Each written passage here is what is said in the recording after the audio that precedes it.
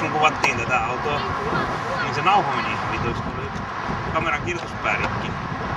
Se ei ollut kovin käyttökelpoista materiaalia se.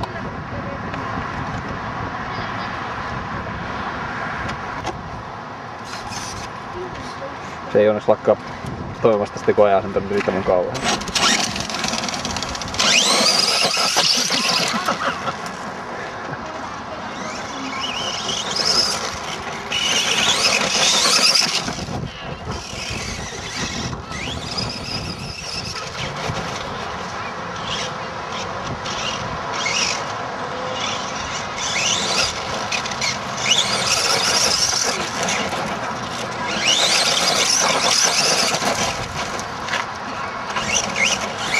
On aika turha yrittää osua mihinkään hyppyriin.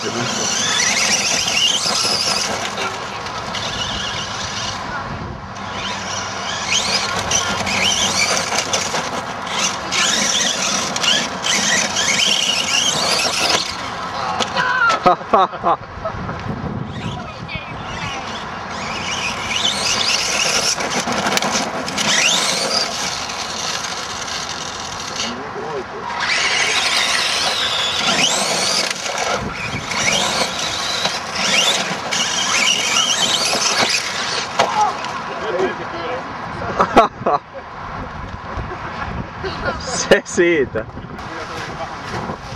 Se sanoi, että huge air. Morjens!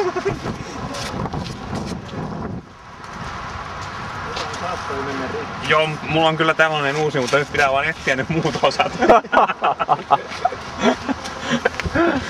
Mä tekee sitä kahlaamaan.